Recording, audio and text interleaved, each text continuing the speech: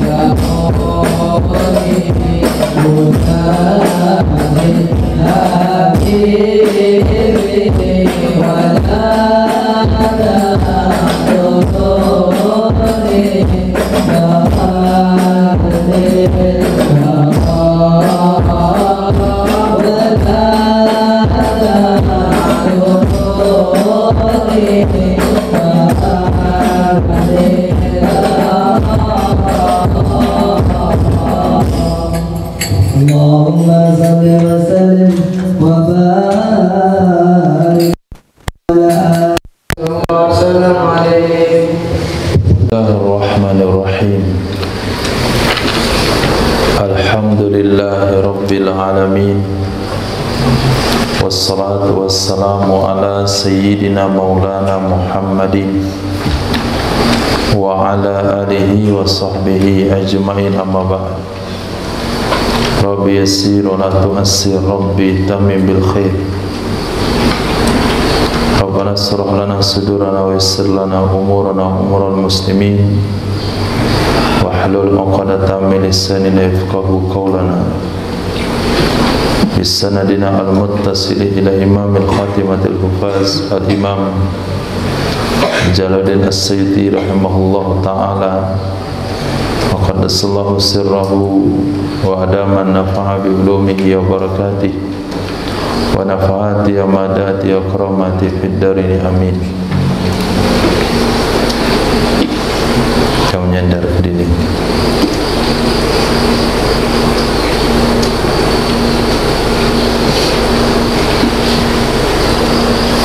Kitab dibuka.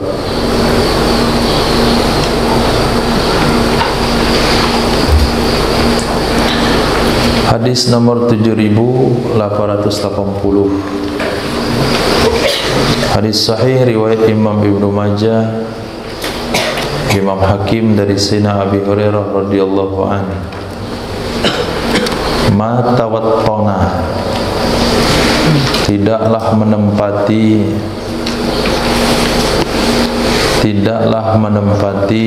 rajulun oleh seseorang muslimun yang muslim al-masajida akan masjid-masjid lis-salati untuk salat wa zikri dan zikir kecuali tabashbashallahu lahu, tersenyum oleh Allah Subhanahu wa taala, tersenyum oleh Allah Subhanahu wa taala baginya seseorang min hini yakhruju, dari sejak dia keluar, min baitihi, dari rumahnya, kama yatabasbasu, sebagaimana senyum ahlul ghaibi, keluarga perantau, bi ghaibihim, dengan perantau mereka, idza qadima alaihim, apabila datang ia perantau di atas mereka. Tabasbas maksud menurut pandangan ahli sunnah wal jamaah adalah farahabih, Allah gembira dan menyambutnya, dengan makna Allah memberikan kebaikan kepadanya, kemuliaan dan nikmat. Jadi dibandingkan di sini supaya bisa memaknai bagaimana mahabbah dan kecintaan Allah kepada orang yang pergi ke masjid, supaya manusia bisa merasakan maknawi daripada mahabbatullah, maka Allah katakan itu seperti seseorang yang menyambut kedatangan perantau mereka, yang menyambut kedatangan perantau mereka.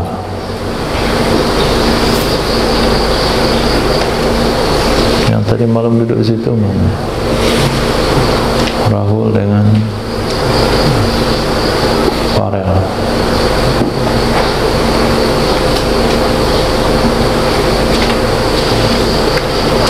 Rahul situ. Farel ini mana?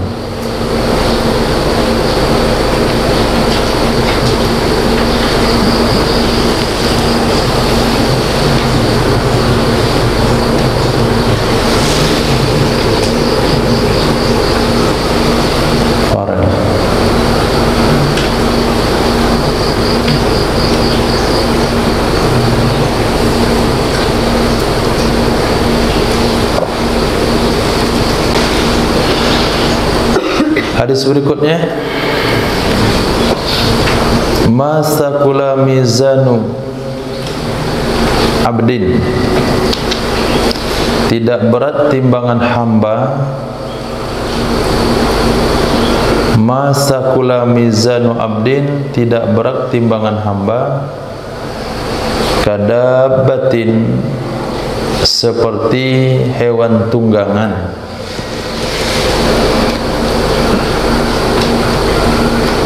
Tunfaku lahu fi sabilillah, yang diinfakkan ia hewan tunggangan untuknya seseorang di jalan Allah.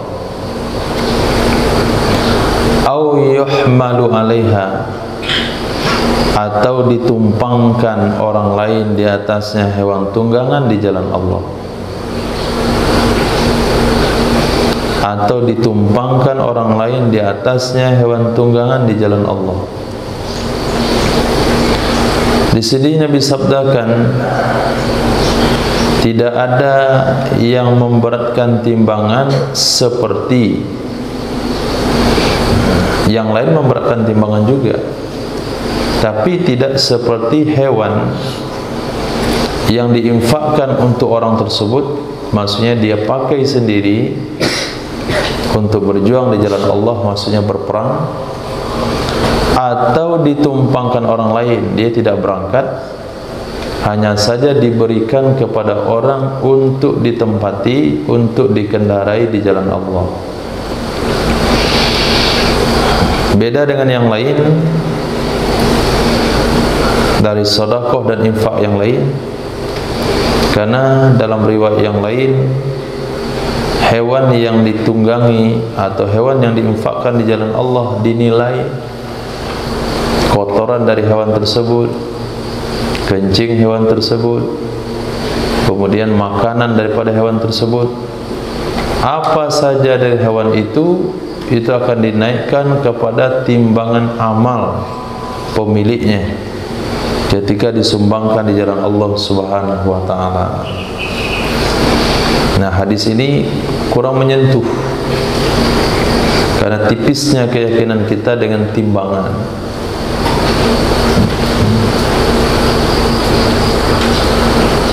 Tapi kalau sekiranya pedagang misalnya, dia menjual sesuatu, pengen dia dengan timbangan yang paling berat,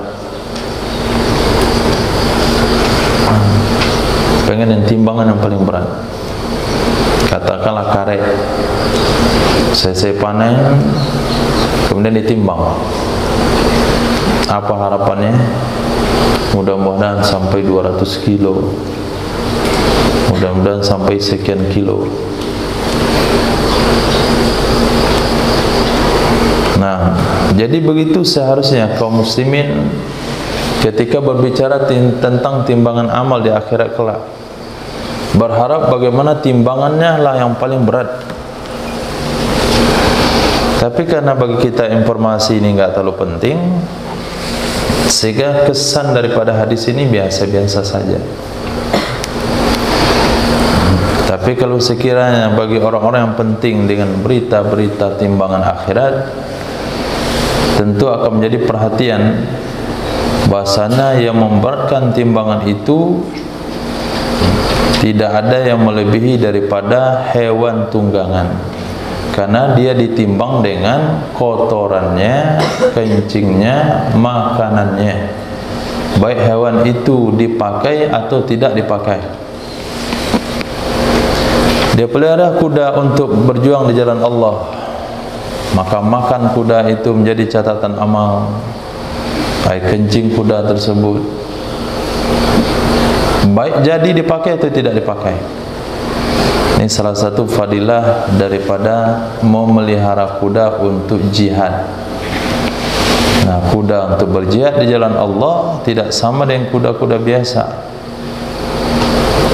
bukan seperti kuda delman, kuda dengan ciri-ciri yang telah disebutkan di hadis sebelumnya.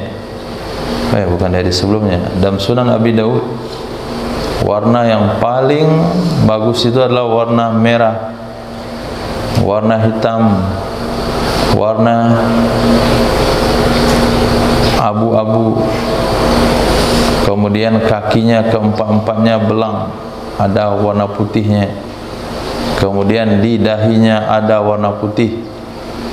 Tidak boleh kuda yang belang tangan kanan, belang kaki kiri, belang atau belang tangan kiri dan belang kaki kanan bersilangan. Itu tidak diperbolehkan, tidak dianjurkan. Nah, itu nilainya mahal. Sehingga dalam harta rampasan perang, kalau ada jatah dapat bagi si pengendara kuda 30 juta, 10 juta bagi pengendaranya, 20 juta peruntukan untuk kudanya. Hadis berikutnya, Nabi SAW bersabda, Ja'ani, telah datang kepadaku oleh malaikat Jibril. Ma ja'ani, manafi, tidak datang kepadaku oleh malaikat Jibril, kecuali amaroni, memerintahkan ia malaikat Jibril akan aku bihataini, dengan dua ini, dakwataini, dua doa, dengan dua ini dua doa. Allahumma rzuqni thayyiba wasta'milni solihah. Ya Allah, beri aku rezeki yang baik-baik dan bikin aku beramal akan amal yang baik. Wasta'milni, pergunakan aku as-solihah, akan amal yang baik. Ini doa yang diajarkan oleh malaikat Jibril kepada Nabi SAW.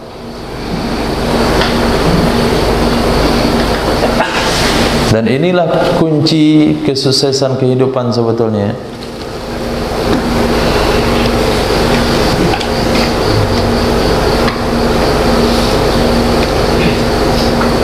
Siapa?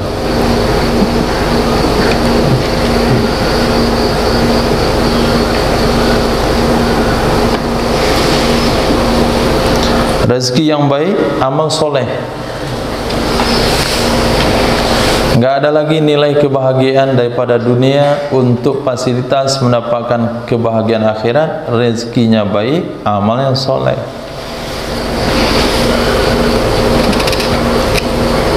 Kemudian ulama menambahkan dengan doa-doa yang lain. Sebetulnya adalah bagian pada rezeki juga.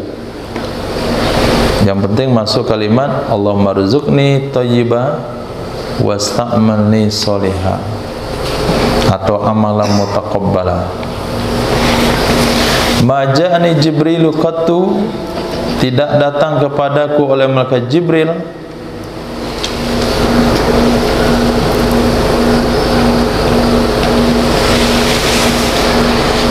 tidak datang kepadaku oleh malaikat Jibril sama sekali, illa melainkan amaroni, memerintahkan ia akan aku dan siwak.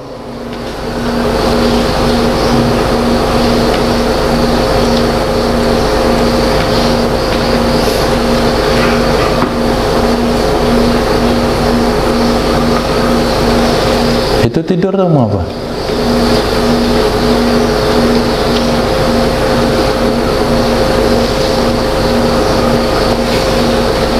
Tidur.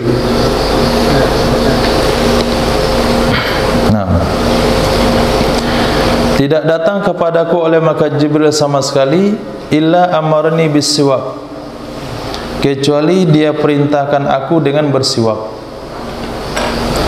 Kecuali beliau memerintahkan aku dengan siwak, hatta laqad khasyitu, sehingga demi sungguh aku khawatir, an ahfiya, bahwa aku merusak, muqaddama fami, bagian depan mulutku. Khasyitu, demi sungguh aku khawatir bahwa aku merusak bagian depan mulutku. Hadis sahih. Sehingga dalam kitab fikih kita baca yusannu siwaku fi kulli hinin, fi kulli waqtin wa hinin, disunahkan bersiwak pada setiap waktu dan keadaan. illa lis-shaimi ba'da zawal, kecuali bagi orang puasa setelah tergelincir matahari. Bahkan kalau solat tarawih 2 rakaat siwak, berdiri 2 rakaat siwak lagi, berdiri 2 rakaat siwak lagi, azan siwak, iqamah siwak, mau solat siwak, mau mengaji siwak, baca Quran siwak, masuk rumah sunnah bersiwak, sebelum makan bersiwak, selesai makan bersiwak, bangun tidur bersiwak, ketika gigi kuning kayak petai bersiwak, ketika berubah bau mulut bersiwak, ketika sudah lama enggak ngomong diam bersiwak. Selepas pengajian ini antum cium bau mulut, antum ni diam selama 1 jam setengah. Nah, cium bau mulut itu sunnah bersiwak. Nah, mau tawaf bersiwak, solat berjamaah bersiwak. Saking banyaknya siwak, sehingga kata Nabi, saya khawatir gigi saya rusak gara-gara bersiwak. Tapi ada siwak yang hukumnya sunnah, sunnah muakkad. Pertama, bangun tidur. Yang kedua, ketika gigi berwarna kuning. Yang ketiga, ketika bau bermulut, mulut berbau karena makan makanan yang berbau keji seperti petai, bawang putih, bawang merah, jengkol, durian, dan yang lain-lain. Nah, majalasa qaumun, tidaklah duduk satu kaum, yazkurunallaha ta'ala, yang mengingat mereka akan Allah subhanahu wa ta'ala, kecuali nadahum, menyeru akan mereka, munadin, oleh penyeru, minas samai, dari langit, kumu maufuran lakum, berdirilah kalian, niscaya berdirilah kalian, hakadan, diampuni dosa-dosa kalian. Berdirilah kalian hakadan, diampuni dosa-dosa kalian. Kita tidak tahu nilai pengampunan dosa kecuali kalau sudah pulang ke akhirat. Kalau mau mengenal sedikit berapa nilai pengampunan, ketika seseorang sudah divonis hukuman 60 tahun penjara, dikurangi menjadi 30 tahun. Kemudian 17 Agustus dikurangi menjadi 5 tahun. Kemudian dari 5 tahun menjadi 1 tahun. Itu baru dia tahu nilai pengampunan dosa. Kalau mau tahu nilai pengampunan, ketika antum berjalan ada razia, tidak pakai helm, tidak punya SIM, pajak motor mati, kemudian ditangkap sama polisi, suruh minggir ke tepi, kemudian antum telepon bapak antum, polisi, itu anak saya itu, akhirnya dibebasin. Nah, itu baru tahu nilai pengampunan. Atau kalau belum tahu nilai pengampunan, diumumkan bagi yang tadi masbuk subuh, nanti malam insyaAllah tidak perlu salat hajat, dimaafin. Wah, itu baru tahu nilai pengampunan. Ini contoh, bukan sebenarnya. Antum kira sebenarnya. Nah, besok di akhirat baru tahu. Ada satu dosa dia kalau sempat diampuni oleh Allah langsung masuk surga. Tapi karena tidak diampuni, masuklah dia ke neraka. Baru tahu daripada nilai pengampunan. Atau seseorang baru saja nimbang barang naik pesawat, barangnya berlebih 2 kilo, kena bayaran sekian karena berlebih timbangannya. Tapi kata penjaga, enggak apa-apa Pak, lebih dikit. Nah, itu baru tahu nilai pengampunan. Enggak tahu nilai pengampunan. Hah? Bukan tahu dalam otak doang, tahu dengan hati nurani. Duta berdiri, kenapa mengantuk? Oh, enggak jadi. Allah, Masya Allah, Alhamdulillah, enggak jadi gitu. Itu baru tahu nilai pengampunan. Dan orang mendapatkan nilai pengampunan dosa hanya duduk berzikir. Nah, sekarang bahagian daripada duduk berzikir. Lepas subuh duduk baca kitab hadis, mengingat Allah dan baginda Nabi SAW. Nanti pada jam 7.30 apa kata malaikat di langit? Kumu maghfuran lakum. Berdirilah, keadaan dosa-dosa kalian diampuni. Kemudian masuk lagi program manzil, nanti manzil bukan sabki. Kemudian sesi sabki apa kata malaikat? Kumu maghfuran lakum. Lepas zuhur, kumu maghfuran lakum. Program malam, kumu maghfuran lakum. Karena antum sering sekali maghfuran lakum, sehingga hidup antum tu enggak ada problem. Nah, di mana-mana tertidur. Itu ciri-ciri enggak ada problem hidupnya. Apa saja yang dimakan habis. Nah, lewat semuanya. Apa saja permainan senang. Yang penting main. Itu maghfuran lakum. Nah, orang-orang yang tidak mendapatkan pengampunan dosa, apa saja yang dimakan enggak bisa habis. Di mana saja duduk banyak masalah. Sudah tempat tidur tetap enggak bisa tidur. Nah, kumu maghfuran lakum, dari keberkahan majlis zikir. Ini juga sebagai dalil zikir berjamaah. Dicatat. Di kampungnya banyak salafi, banyak wahabi yang tidak senang dengan zikir berjamaah. Ini dalil pertama. Dalil kedua di bawahnya, majalasa qaumun, tidaklah duduk satu kaum yazkurunallaha, mereka berzikir memuji Allah. Tidaklah duduk satu kaum mereka berzikir memuji Allah, fayakumun, lalu mereka berdiri, hatta yuqala lahum, sehingga dikatakan kepada mereka, kumu, berdirilah kalian, qad ghafarallahu lakum dzunubakum, sungguh telah mengampuni oleh Allah bagi kalian akan dosa-dosa kalian. Sungguh telah mengampuni oleh Allah bagi kalian akan dosa-dosa kalian. Wa buddilat sayyiatikum hasanat, dan diganti dosa-dosa kalian menjadi kebaikan-kebaikan. Diganti dosa-dosa kalian menjadi kebaikan-kebaikan.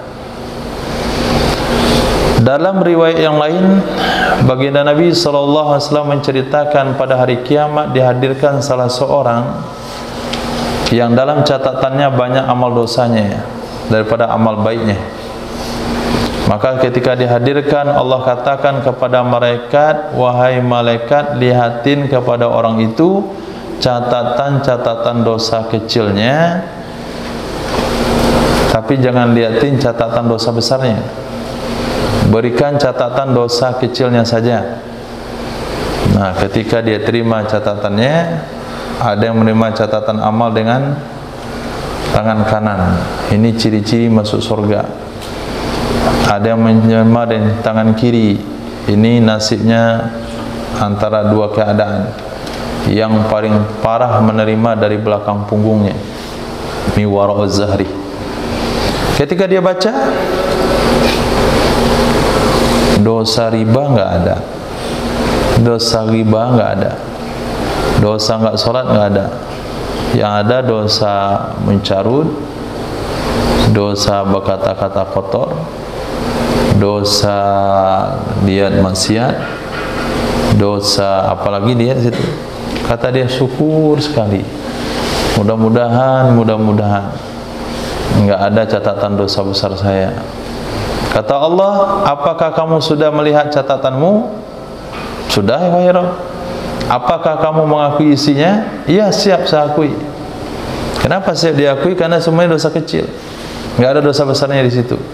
Kata dia, syukur enggak ada catatan dosa besar saya. Kemudian kata Allah, sungguh diganti dosa-dosa catatan dosamu itu menjadi kebaikan-kebaikan. Jadi semua yang dosa itu diganti dengan nilai kebaikan. Misalnya mencuri 1000 diganti sedekah 1000. Kemudian mencarut sekali diganti dengan bertasbih sekali. Diganti semuanya.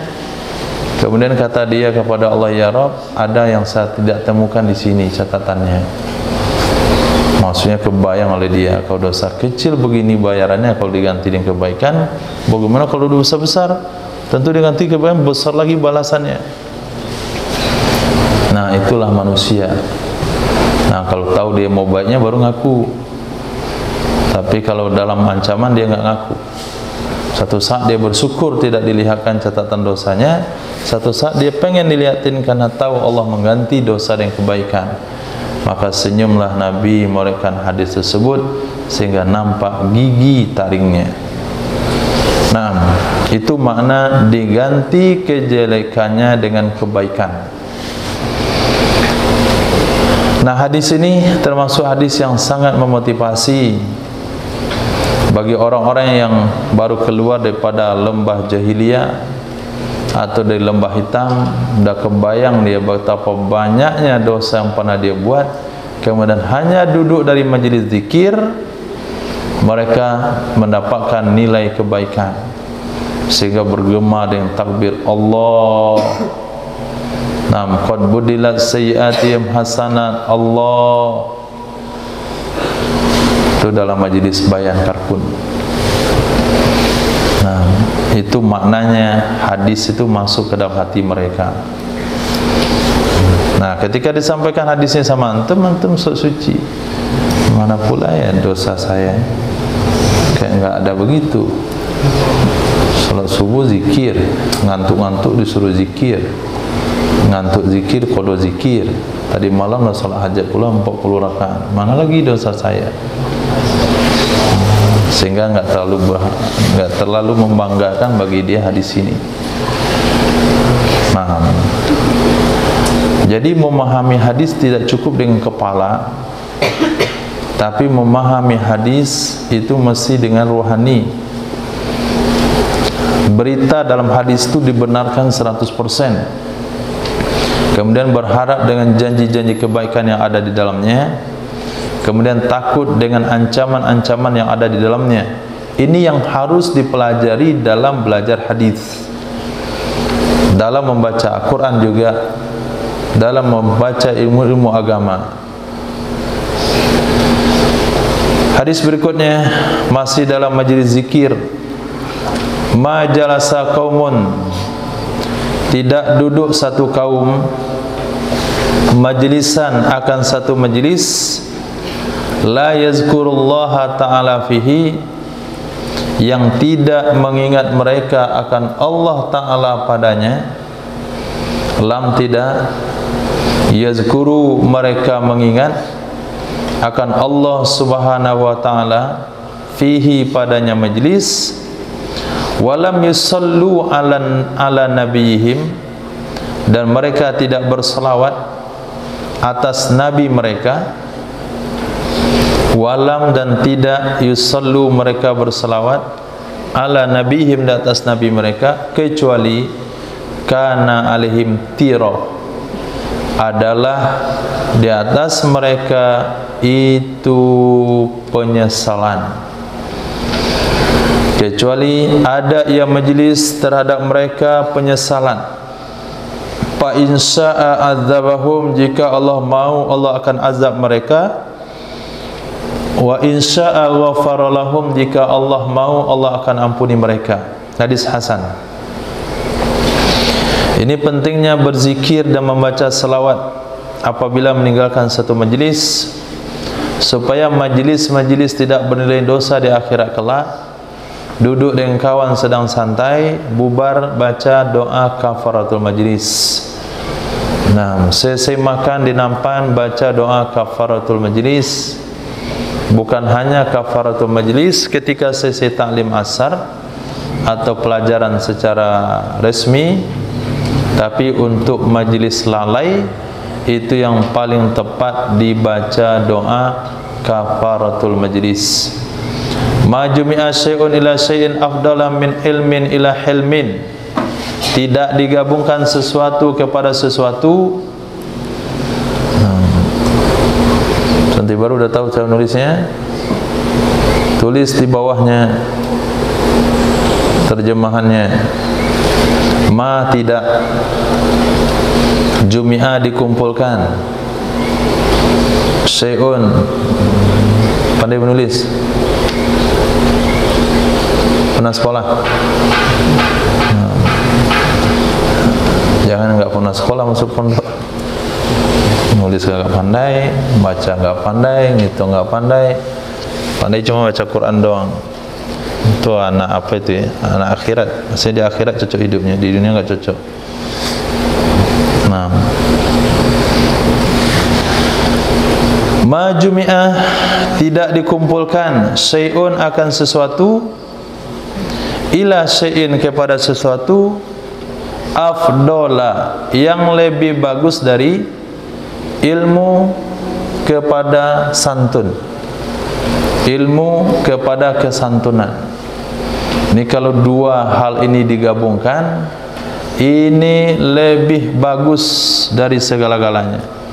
Tidak ada yang mengunggulinya. Alim, santun. Nah, maka jangan ilmu menyebabkan angkuh. Kalau ilmu menyebabkan angkuh, maka tidak ada orang minat dengan ilmunya. Nah, santun tapi tidak ada ilmunya, itu lumayan. Tapi berilmu tidak ada kesantunannya, itu berbahaya. Maka tidak ada perkara yang digabungkan antara sesuatu kepada sesuatu melebihi daripada keunggulan ilmu kepada kesantunan. Nah, digabungkan makanan ke piring, kemudian bakso dengan kuahnya, mie dengan bumbunya, telur dan airnya, teh dengan es batunya, bantal dengan kasurnya, handphone dengan kotanya. Handphone doang nggak punya kotanya, kotanya saja nggak ada handphonenya. Nah, kalau digabung kedua-duanya, baru bisa. Celana dan baju, ada baju nggak pakai celana, lucu. Punya celana nggak pakai baju, nggak sempurna. Jadi digabungkanlah baju dan celana. Nah, rumah dengan tangganya. Rumah doang nggak ada tangganya, masalah. Tangganya saya nggak ada rumah, nggak ada gunanya. Jadi apabila sesuatu yang digabung-gabungkan itu, dia memiliki kebaikan dan tidak ada yang lebih baik daripada ilmu dan santun. Maka ilmu dengan fikihnya, santun dengan tasawufnya. Maka kedua-duanya sejalan. Man tafaqqaha bila tasawufin faqad tafassaqa. Alim tapi tidak belajar tasawuf, fasik. Nah, ngajar sambil merokok, ada fardinnya sih? Enggak ada. Nah, ngajar tafsir sambil merokok, rokok ditaruh di atas kitab. Nah, itu kalau belajar ilmu tidak ada santunnya, santun sekali, menunduk-nunduk. Nah, tapi nggak ada ilmunya, akhirnya terlibat pada zindik. Man tafaqqaha summa tasawwafa faqad tahaqqaq. Nah, belajar ilmu, belajar tasawuf baru komplit, baru tahqiq, baru muhakkik. Ada dua cabang ilmu yang nggak boleh dipisahkan, alim dengan tasawuf. Oh, kata salafi itu bid'ah, biarin saja. Nah, karena salafi nggak belajar tasawuf, nggak menghormati Nabi, baca Sayyidina nggak mau. Karena salafi nggak belajar tasawuf, nggak menghormati muslim yang lain, diucapin salam kadang nggak mau jawab, kalau mau jawab kesal jawabnya. Apalagi antum belanja tuh nasi goreng salafi yang di situ tuh. Nah, kita belanja di situ Dia kabur, nggak mau bayar, suruh istrinya menerima uangnya. Kan muamalah laki-laki kan harus laki-laki. Ini enggak, dia nggak mau ketemu sama kita. Dia pergi, dia suruh istrinya menerima. Itu karena nggak belajar tasawuf. Nah, jadi ilmu dengan kesantunan apabila sudah menyatu, maka ilmunya membawa keberkahan. Mahaka fi sadrik fadahu, sesuatu yang tergores di hatimu, sesuatu yang tergores di dalam hatimu, maka tinggalkan olehmu akannya. Nah, sesuatu yang tergores di hatimu, tinggalkan olehmu akannya. Maksudnya kalau rasa-rasa nggak enak, rasa-rasa nggak nyaman, itu langsung ditinggalkan. Pasti orang-orang baik itu akan ada bisikan hatinya terhadap hal-hal yang tidak baik. Langsung ada gerak hati. Nah, sinyal positif dari hati itu nggak baik, langsung tinggalkan. Sebetulnya orang tuh sadar dia melakukan yang tidak baik. Dia sudah diperingatkan oleh hati nuraninya itu nggak baik. Contoh misalnya,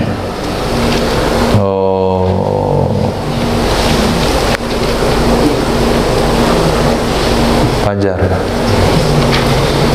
Nah, antum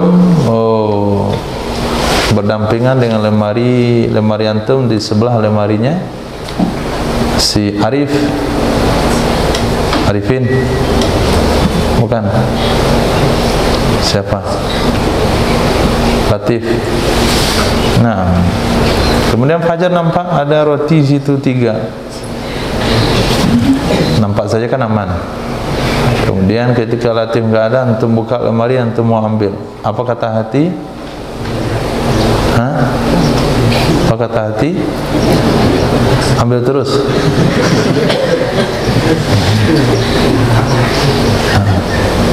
Pasti dia ada itu teguran untuk tidak mengambil. Itu nama haka. Nah, jadi sesuatu yang membuat ada sinyal tidak baik pada hati, itu bisikan malaikat, langsung tinggalkan. Jangan nggak didengarkan. Kalau lama-lama antum tidak bisa mendengarkan kata hati, nanti hatinya hilang lagi sinyalnya. Hatinya akan mati, akan redup sinyal pemberitahuannya. Bosan dia ngasih tahu, orangnya nggak dengarin. Sudah tahu itu, masuk di kelas, buka Quran nggak ngaji, buta. Nah, duduk doang, nggak ada ngelancarin Quran. Itu kata hatinya, antum nih sedang ngapain sekarang? Tapi nggak peduli, gitu aja. Lama-lama nanti kata hatinya itu hilang. Nah, selepas itu baru dikatakan oleh orang pun tidak masuk lagi. Orang kadang-kala lebih mudah menerima kata hatinya, nah, daripada yang di lain. Maka perlu diasah hati supaya selalu membisikkan yang benar. Dan bisikan itu selalu ada, tapi sering diabaikan. Nah, maka Nabi bersabda, istafti qalbak, tanya sama hatimu. Ketika ketika salah satu ulama salaf ditanya tentang hukum, beliau tidak tahu jawabannya, ditanya sama malaikat kanan.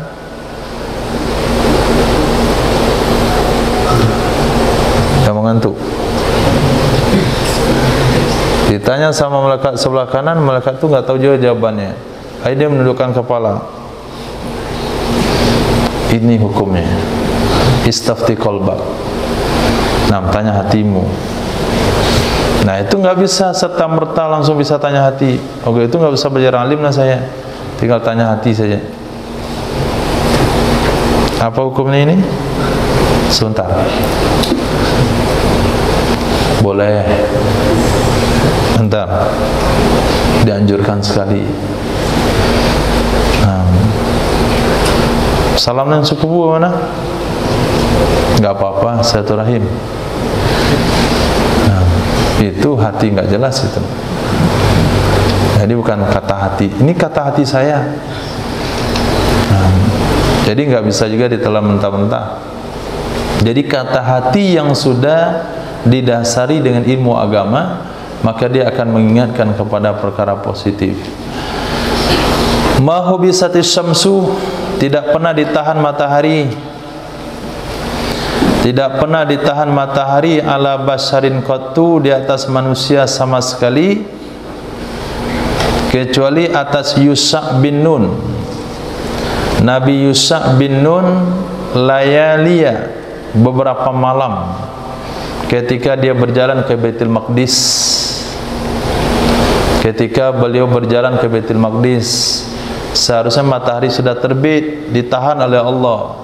Ditahan sampai Nabi Yusha bin Nun itu sampai ke Baitul Maqdis. Malam itu jadi panjang. Nah, itu maknanya ditahan.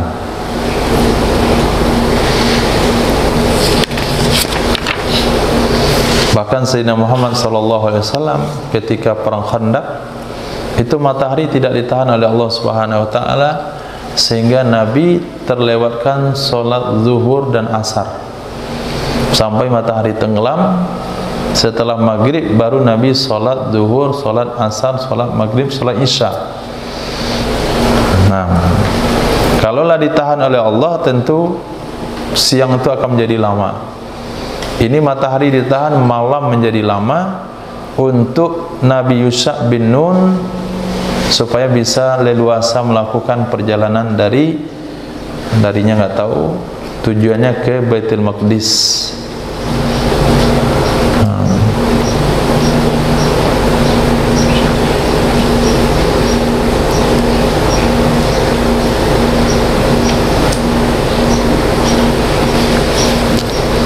Ma hasadatkumul yahud, tidak dengki kepada kalian oleh Yahudi, ala syai'in, atas sesuatu. Ma hasadatkum, sebagaimana benci Yahudi kepada kalian atas salam dan membaca amin. Ma hasadatkum, tidak benci, tidak dengki kepada kalian oleh Yahudi di atas sesuatu. Ma sebagaimana tu ma apa namanya, ma masdar zarfiyah, selama sebagaimana membenci, mendengki akan kalian, membenci Yahudi akan kalian di atas salam dan baca amin. Hadis di bawah, ma hasadakumul yahud, tidak dengki kepada kalian oleh Yahudi, ala syai'in, atas sesuatu, ma hasadatkum, sebagaimana dengki Yahudi kepada kalian di atas ucapan amin. Fa'aksiru min qauli amin, perbanyaklah ucapan amin. Perbanyaklah ucapan amin. Coba pahami hadis ini secara baik. Bagi orang yang waras, ya, boleh gunakan bahasa waras. Bagi orang yang jeli dengan hadis atau sedikit menggunakan pemikirannya, maka hadis bisa menjadi dalil atas doa bersama. Ini hadis bisa menjadi dalil atas doa bersama. Di mana letaknya? Fa'aksiru, perbanyaklah. Kalau perbanyaklah itu bergantung kepada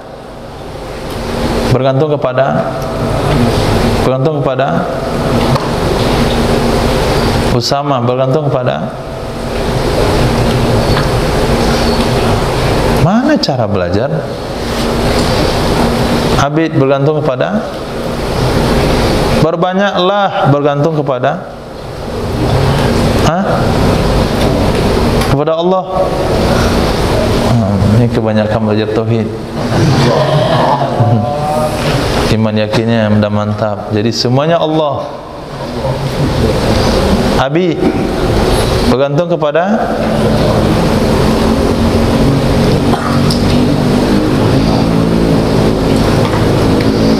Itu sebabnya nggak boleh belajar belajar alim, hafal saja. Enggak bisa dicerna. Abrar bergantung kepada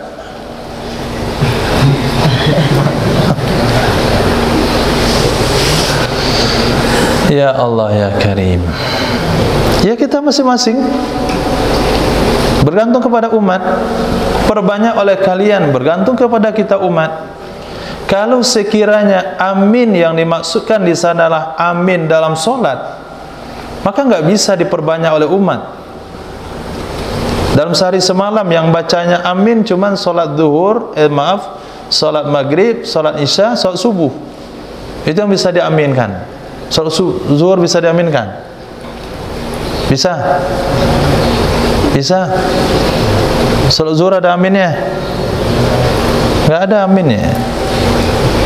Kemudian salat sunat yang berjamaah dalam seharian nggak ada salat sunat berjamaah.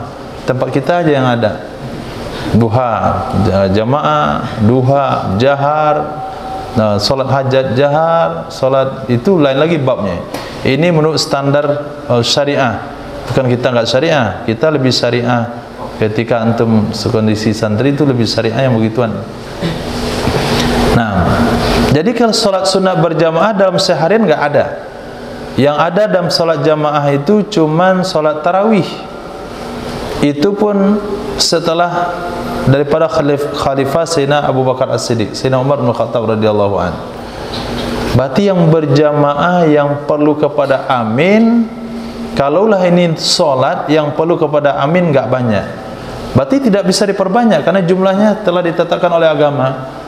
Nah, bagaimana bisa kalau baca amin itu tergantung kepada kita?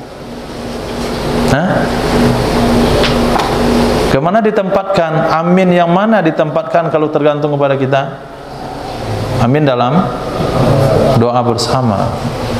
Dalam solat sudah baku aturannya. Hanya sekian solat yang bisa diaminkan. Solat wajib sekian, solat sunat hanya sekian, bukan tiap hari. Ya, solat Idul Fitri sekali, Idul Adha sekali. Kemudian solat tarawih.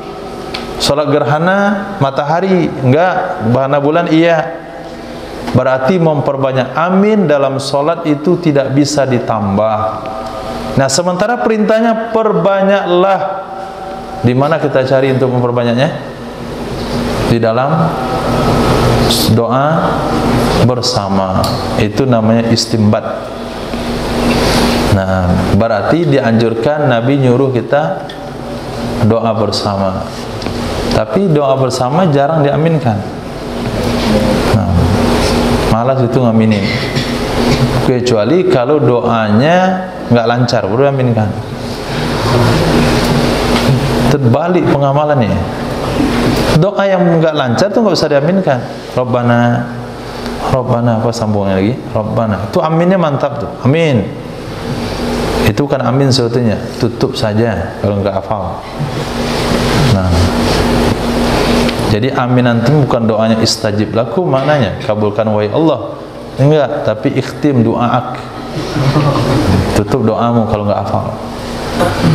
Nah, atau yang kedua doa yang kepanjangan. Oh, itu aminnya semangat. Lama kali doanya. Maka Pak Imam lihat waktu baca doa. Doa yang panjang itu yang boleh asar.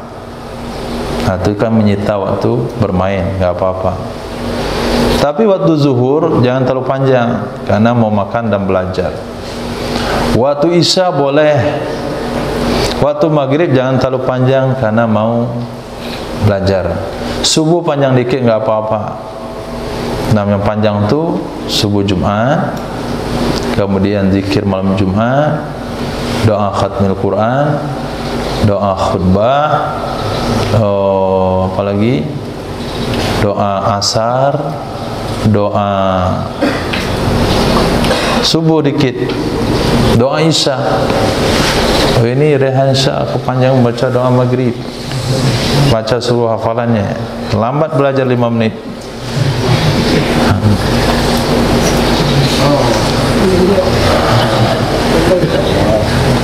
Enggak usah dikurangi, dah pas itu. Nah, jadi baca amin kemudian salam. Nah, budayakan salam ini membuat Yahudi itu dengki sekali. Jadi kalau umat Islam berlomba dalam senjata, Yahudi enggak dengki. Kalau berlomba dalam teknologi, Yahudi enggak akan dengki. Nah, Yahudi dah sampai di seberang pulau sana, ini masih mencari kapal.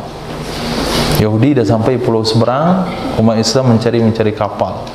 Masih buat kayu, mencari kayu untuk buat perahu. Begitu teknologinya tertinggal. Jadi untuk menandingi Yahudi dengan hal-hal seperti itu, Yahudi nggak dengki dia. Pasti kalian ketinggalan. Karena mereka adalah umat yang tertua di dunia ini, Yahudi. Nah, itu umat yang tertua. Umat yang pernah memakan makanan dari langit, otaknya lumayan encer.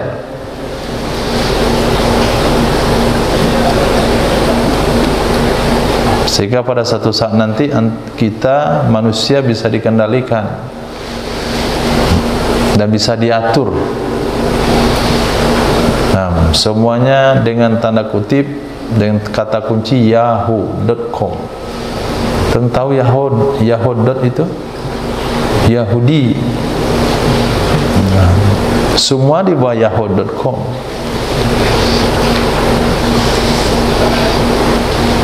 Nah, maka dari riwayat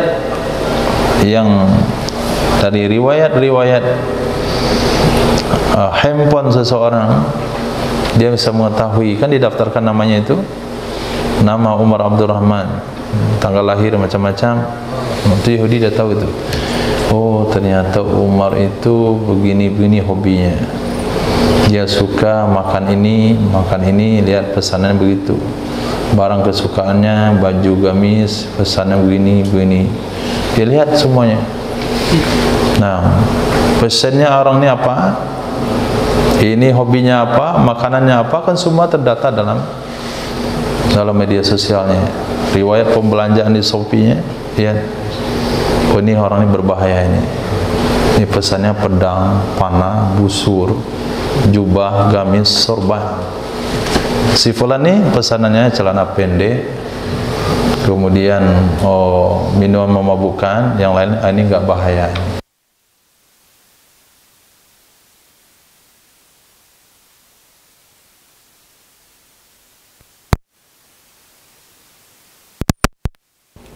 Oh, di Indonesia. Indonesianya di mana? Dah tahu dia. Itu yang mau ditanding oleh umat Islam. Maka buatlah Yahudi dengki dengan perkara ringan, salam dan amin. Nah, ketemu kawan, assalamualaikum. Nah, mulai nanti doa amin. Kita revisi lagi. Jadi yang tidak baca amin 5 kali,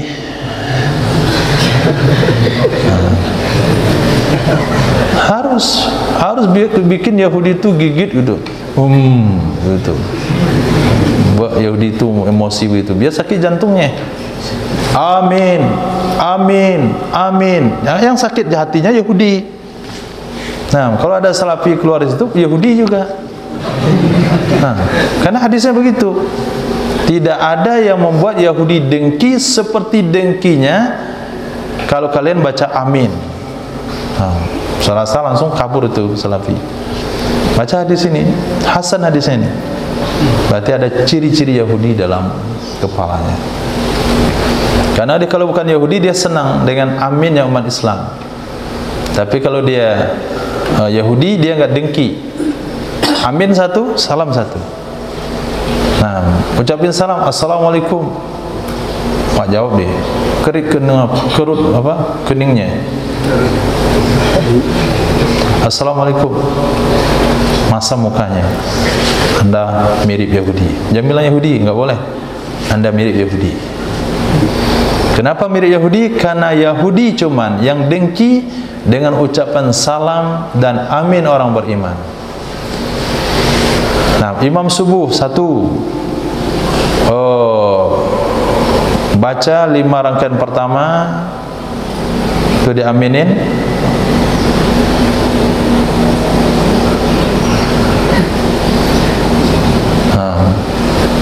Ada aja ide. 5 rangkaian pertama diaminkan bersama-sama, kemudian rangkaian berikutnya dibaca ramai-ramai mulai besok subuh. Fa innaka taqdi wa la yuqda 'alaik, baca ramai tapi suara yang rendah. Wa innahu la yazillu man walait wa la yuzzu man adait, tabarakta rabbana wa ta'alait, falakal hamdu 'ala ma qadait, nastaghfiruka wa natubu ilaik. Kemudian wassallallahu itu juga baca bersama-sama, wassallallahu alaihi wasallam Muhammadin nabiyil ummi wa ala alihi wa sahbihi wa baraka wa sallam. Jangan wasallim, enggak ada wasallim. Nah, besok subuh siapa imam? Nah, ini ya. Makmum ingat baca amin. Nah, kita mau bikin Yahudi itu sakit jantung. Ma hassanallahu khalqa rajulin wala khuluquhu. Ma hassanallahu khalqa rajulin wala khuluquhu fatat ahumun naru abada. Tidak membaguskan oleh Allah, tidak membaguskan oleh Allah akan akhlak seseorang, tidak membaguskan oleh Allah Subhanahu wa taala akan bentuk seseorang, wala khuluquhu, tidak juga akhlaknya, fatat ma'humun naru abada, lalu memakan akannya oleh neraka selama-lamanya, lalu memakan akannya oleh api selama-lamanya. Itu tidak. Nah, jadi mafhum hadisnya bagaimana? Allah tidak akan memasukkan seseorang ke dalam neraka kalau akhlaknya bagus dan bentuknya bagus. Nah, ini untuk mencari kawan, untuk mencari kawan bisnis, kawan hidup, kawan kerjasama, grup kebaikan-kebaikan, anggota-anggota kebaikan. Ciri-cirinya orang yang tidak masuk neraka itu adalah akhlaknya baik, bentuknya baik. Jadi kalau ada orang yang tampan, akhlaknya baik, itu bisa dikatakan tidak akan masuk neraka. Nah, tapi kalau tampan dia penjahat, nah itu bisa masuk neraka. Bukan berarti orang jelek ta'an masuk neraka. Itu nggak bisa disimpulkan begitu. Nah, innallaha la yanzuru ila aswarikum ajsadikum wa amwalikum walakin yanzuru ila qulubikum wa amalikum. Tapi jangan dibuat mafhum mukhalafah. Nanti seperti yang kita bahas kemarin usul fiqh, jangan dipahami secara mafhum mukhalafah. Di sini tidak berlaku mafhum mukhalafahnya. Nah, di sini adalah fadilah bagi orang-orang yang memiliki ketampanan, kemudian yang akhlak yang juga tampan. Itu bertanda Allah tidak akan memasukkan dia ke dalam neraka. Nah, siapa yang tampan angkat tangan? Siapa yang tampan angkat tangan? Enggak ada. Masya Allah. Enggak ada.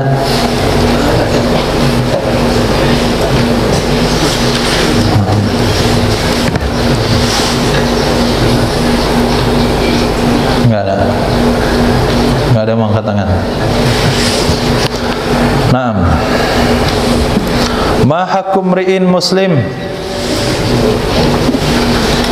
Tidaklah hak seorang muslim, ma tidak hakku hak imri'in seseorang muslimin muslim, lahu syai'un yang baginya ada sesuatu, yuridu ayyusiya fihi yang ia ingin bahwa dia berwasiat padanya, yabitu lailataini, dia bermalam atau tidur pada 2 malam, yabitu, dia tidur pada 2 malam, kecuali wasiatnya sudah ditulis di dekatnya. Hadis sahih riwayat Kitab Sittah. Nah, Qaf Bukhari Muslim, 4 itu Sunan Ibnu Majah, Abu Daud, Tirmizi, Nasa'i. Nah, jadi kalaulah ada seseorang memiliki sesuatu yang mau diwasiatkan, maka pada malam ketiga wasiat sudah ditulis dekat kepala. Tapi kalau nggak ada yang mau diwasiatkan, nggak perlu. Kalau ada yang mau diwasiatkan, maka adabnya pada malam ketiga sudah ada wasiat tertulis di bawah bantal. Misalnya hutang. Nah, kalau saya meninggal besok, tolong bayar hutang saya sama fulan sekian. Maka orang yang punya hutang harus punya catatan hutang di bawah bantal. Nah, orang yang punya niat untuk berwasiat, untuk berinfak, bersedekah setelah dia meninggal dunia, mesti surat wasiat sudah ditulis di bawah bantal. Nanti kalau sekiranya barang yang diwasiatkan sudah habis, diganti dengan yang lain, robah catatan wasiatnya, taruh di bawah bantal. Malam pertama dimaafin, malam kedua dimaafin, malam ketiga sudah ada surat wasiat. Nah, kalau antum jangan taruh bawah bantal, nanti banyak lagi sampah di aula. Selesai dia tidur, hilang surat wasiatnya. Besok buat lagi. Kalau antum tulis surat wasiat, tulis, selipkan di dompet. Nah, atau titip sama tim amanah. Jadi misalnya Habib Rizki ada uang amanah 200.000, malam nanti aman, Jumat malam aman, Sabtu malam aman, Ahad malam sudah tulis wasiat. Kalau saya meninggal, uang amanah kembalikan kepada orang tua saya. Kalau saya meninggal, uang amanah separuh saya sedekahkan untuk beli keran air. Nah, tulis. Dah. Nanti kalau uang amanahnya habis, robek catatannya. Masuk lagi uang amanah. Malam pertama dimaafin, kedua dimaafin, malam ketiga ada ditulis. Kalau saya meninggal, uang amanah saya kasih sama Ustadz Fadli. Nah, tulis. Kemudian gamis saya 1 lembar untuk fulan, 1 lembar untuk fulan, 1 lembar untuk fulan. Kemudian Quran kesayangan saya kasih sama orang tua saya, dimuseumkan di rumah. Kemudian baju saya, sorban saya 1 untuk fulan, 1 untuk fulan. Warna hitam untuk fulan, warna coklat untuk fulan. Itu tulis wasiatnya. Dah, bisa ngamalin. Susah ngamalin ini. Gak usah yang kecil-kecil itu. Nah, kalau amanah 200.000 gak usah buat wasiat. Untuk beli kafan aja gak cukup. Nah, ma halafa bitalaqi mu'min, tidak bersumpah dengan talak oleh orang beriman. Tidak bersumpah dengan talak oleh orang beriman. Walastahlafa bihi, tidak menuntut sumpah dengan talak kecuali munafik. Tidak menuntut bersumpah dengan talak kecuali munafik. Apa maksudnya sumpah dengan talak? Bersumpah dikaitkan dengan cerai. Nah, antum yang mengambil bisnis saya, enggak? Coba sumpah. Wallahi demi Allah, kalau saya ngambil, saya bersedia istri saya talak 1. Enggak boleh sumpah begitu. Nah, masa antum bermasalah di pasar yang kawan, masa istri di rumah jatuh talak? Kemudian munafik yang menuntut orang lain sumpah dengan talak. Coba kamu bersumpah dengan talak. Kalau kamu enggak bersalah, enggak ada masalah. Tapi kalau bermasalah, antum katakan, kalau saya ngambil, saya bersedia isi saja tuh talak 1. Coba sumpah begitu.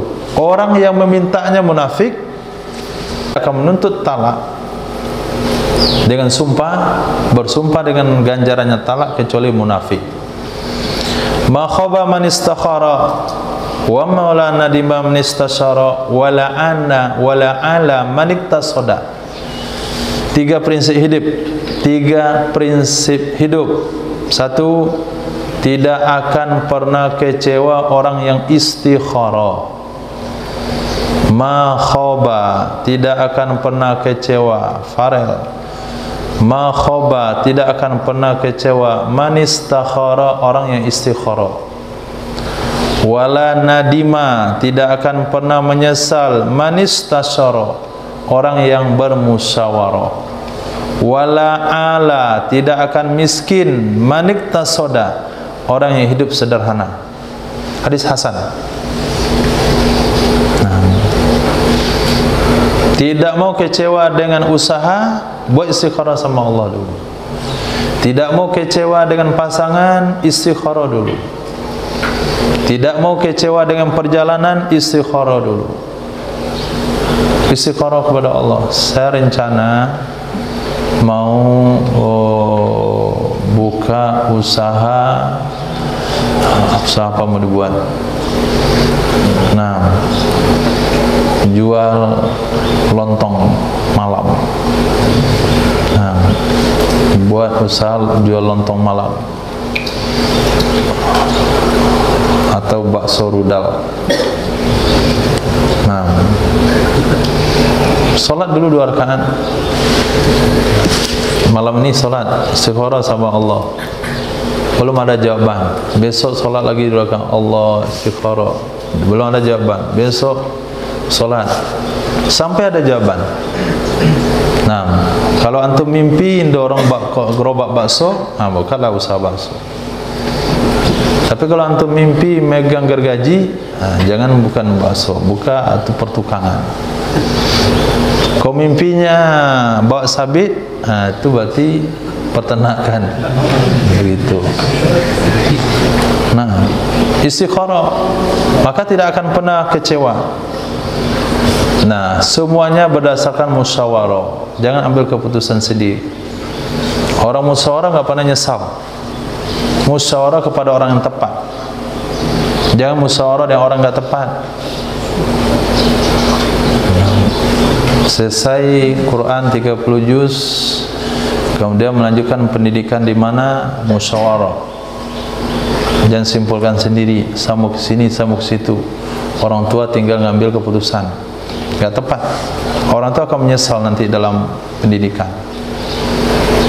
Nah, dia punya planning sendiri. Saya tamat Quran akan belajar ini ke sini, saya ke sini, saya ke sini. Sementara antum masih dalam tahap mencoba. Sementara ulama sudah punya pengalaman dalam hal itu. Nah, musyawarah. Nah, saya sebaiknya selesai Quran ini mau belajar alim nih, mana cocoknya ya? Nah, antum alim mau mendalami apa dulu? Apa tujuannya? Nah, tujuannya ijazah, ya ujian paket, kuliah. Nah, jangan kuliah di Indonesia, jangan kuliah di Saudi. Saya dapat beasiswa ke Fakultas Madinah, jangan. Fakultas Ummul Qura, enggak usah. Nah, itu perlunya musyawarah. Pulang-pulang, ada seorang anak menutup pondok pesantren, bapaknya merubah cara pendidikan orang tuanya. Bapaknya klasik, anaknya modern. Akhirnya pondok pesantren yang klasik jadi pesantren modern. Asbab dari pendidikan anak tadi musyawarah. Begitu juga berkeluarga. Nah, Habib musyawarah. Yang main putus-putusin sendiri. Saya dapat orang tu di jalan langsung, Pak saya mau nikah sama orang tu. Musyawarah, serahkan sama orang tua.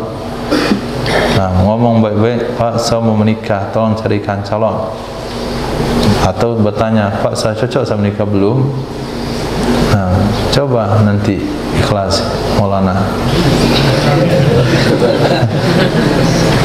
Tidak tahu orang tua, Pak dah cocok saya menikah Pak, saya musyawarah nih. Pasti bilang belum. Nah, itu artinya pentingnya musyawarah. Kemudian tidak pernah miskin orang hidup sederhana. Hidup sederhana artinya hidup yang penuh perhitungan. Hidup yang penuh dengan perhitungan. Ada matematika kehidupan. Tahu barang penting enggak penting. Nah, tahu barang penting dengan enggak penting. Uang ni pas ini. Untuk baju, untuk celana, untuk sendal. Dia enggak beli sendal, beli sepatu. Hanya dapat cuman baju, celana enggak ada. Nah, maka dalam semua keperluan itu tak ada yang penting enggak penting.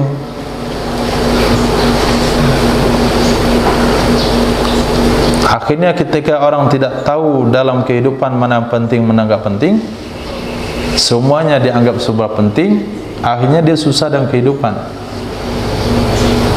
Karena semuanya pengen dibeli, semuanya pengen dimiliki. Iktasad, sederhana. Nah, tadi pahami sederhana. Kalau sekiranya ada satu barang dan dua fungsi, kenapa mesti barang dibeli dengan barang fungsi yang berbeda-beda?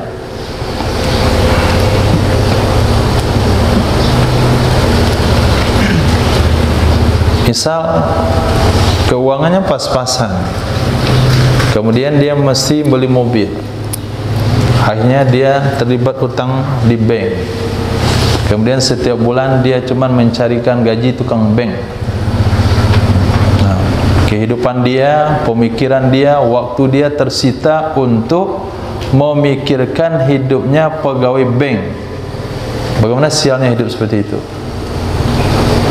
Sementara ada mobil yang harga murah, nah, yang supirnya enggak perlu dibayar gajinya, yang garasinya enggak perlu disiapin, yang bisa ganti-ganti mobil setiap hari. Nah, saya mau yang mobil ini isi 4 orang, isi 6 orang, datang jam sekian, saya dijemput antar ke sekian, sampai tempat situ terserah anda mau kemana. Nah, kalau saya pulang nanti saya mau cari lagi yang lain, terserah saya juga. Nah, itu namanya iktasad. Dah Rahmat, faham? Kalau faham cukup, Masya Allah. Kalau enggak faham tambah lagi. Bismillah, alhamdulillah.